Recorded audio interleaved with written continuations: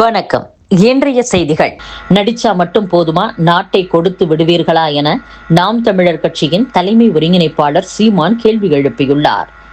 நீங்கள் எதற்கு mobile phone வைத்துள்ளீர்கள்? எத்தனை நாளைக்கு ரீல்ஸ் பார்த்து கொண்டே இருப்பீர்கள்? அறிவை தேடி ஓடுங்கள். நடிச்சா போதுமா, நாட்டை கொடுத்து விடுவீர்களா? நடிச்சா நோட்டை கொடுப்போம், நடிப்பதை நிறுத்திவிட்டால் நாட்டை கொடுப்போம் என்றால் உங்களுக்கு அறிவு இருக்கா?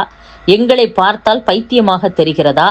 காமராஜர், கக்கன் ஆகியோர் எல்லாம் தலைவர் என்றால் நடிகன் எப்படி தலைவன் ஆவான்?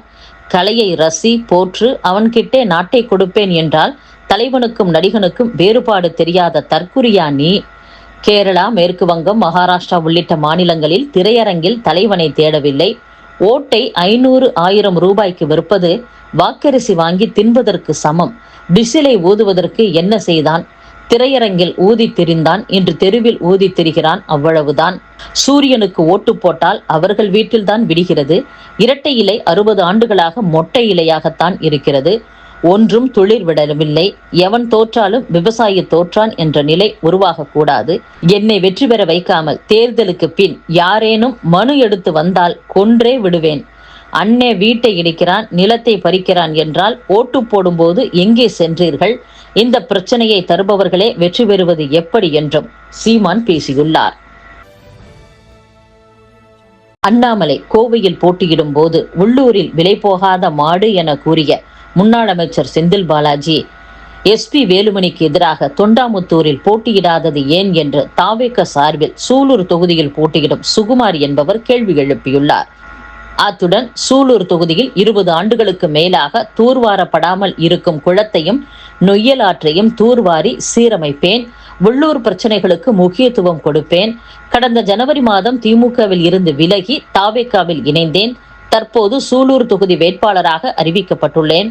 திமுகவில் உழைப்பவர்களுக்கு உரிய மரியாதை இல்லாததால் தாவேகாவில் இணைந்தேன்.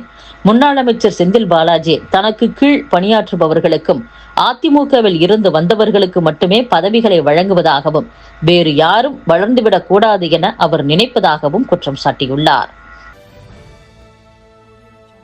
சட்டப்பேரவை தேர்தலுக்கான வேட்புமனு தாக்கல் இன்று தொடங்கிய நிலையில் இதற்காக தொகுதி வாரியாக தேர்தல் அலுவலர் அலுவலகங்கள் அமைக்கப்பட்டு தீவிர பாதுகாப்பு ஏற்பாடுகள் மேற்கொள்ளப்பட்டுள்ளன. இந்த பகுதி முழுவதும் கண்காணிப்பு கேமராக்கள் பொருத்தப்பட்டுள்ளன. காலை 11 மணி முதல் மாலை 3 மணி வரை வேட்புமனு தாக்கல் செய்யலாம். ஏப்ரல் 6ஆம் தேதி வரை வேட்புமனு தாக்கல் செய்ய அவகாசம் அளிக்கப்பட்டுள்ளது.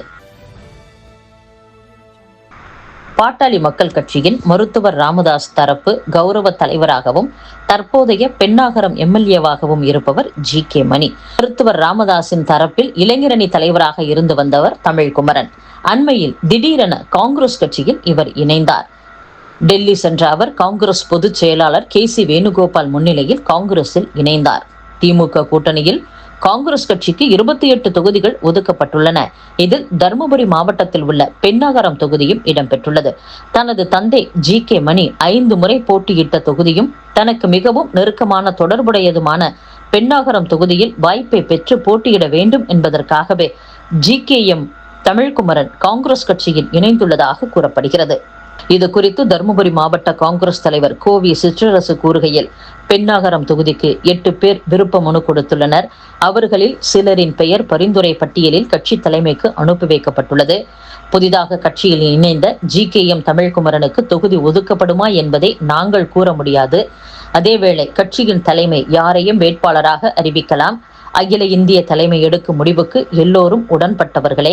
மற்றபடி யாருக்கு தொகுதி கிடைக்கும் என்பதை நாங்கள் கூற முடியாது என்று கூறியுள்ளார். திருச்சி கிழக்கு தொகுதியில் போட்டியிடுவதற்காக தமிழக வெற்றி கழக தலைவர் விஜய் ஏப்ரல் 2ஆம் தேதி வேட்புமனு தாக்கல் செய்ய உள்ளதாக அறிவிக்கப்பட்டுள்ளது. திமுக தலைவர் MK ஸ்டாலின் போட்டியிடும் கொளத்தூர், அதிமுக பொதுச் செயலாளர் எடப்பாடி பழனிசாமி போட்டியிடும் எடப்பாடி தொகுதி உட்பட 121 தொகுதிகளில் திமுக, அதிமுக நேரடியாக போட்டியிடுகின்றன.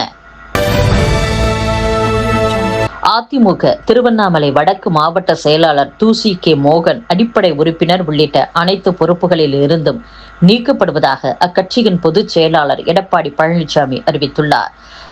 அதிமுகவின் கொள்கை குறிக்கோள்களுக்கும் கோட்பாடுகளுக்கும் முரணான வகையில் செயல்பட்டதாலும், கட்சியின் சட்ட திட்டங்களுக்கு மாறுபட்டு கட்சியின் ஒழுங்குமுறை குலையும் வகையில் நடந்து கொண்டதாலும், கட்சியின் கண்ணியத்துக்கு மாசு ஏற்படுத்தும் வகையில் கட்சி கட்டுப்பாட்டை மீறி களங்கமும் அவப்பெயரும் உண்டாகும் விதத்தில் செயல்பட்டதாலும், திருவண்ணாமலை வடக்கு மாவட்ட செயலாளர் தூசி கே மோகன் கட்சியின் அடிப்படை உறுப்பினர் பொறுப்பு உட்பட அனைத்து பொறுப்புகளில் இருந்தும் நீக்கி வைக்கப்படுகிறார். அதிமுகவினர் யாரும் அவருடன் எந்தவித தொடர்பும் வைத்துக் கொள்ளக்கூடாது என்று தெரிவிக்கப்பட்டுள்ளது.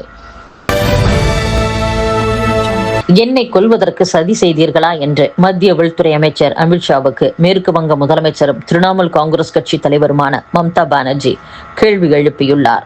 சட்டப்பேரவை தேர்தல் நடைபெறவுள்ள மேற்கு வங்கத்தில் நடைபெறும் திரிணாமுல் காங்கிரஸ் ஆட்சியின் மீதான புகார்களை அடுக்கும் வகையில் அமித்ஷா குற்றப்பத்திரிகை ஒன்றை வெளியிட்டார். அப்போது அவர் பேசுகையில், தனக்கு காயம் ஏற்பட்டதாக மம்தா சில நேரங்களில் கூறுகிறார். தேர்தல் ஆணையம் மீது அவர் சில நேரங்களில் குற்றம் சாட்டுகிறார்.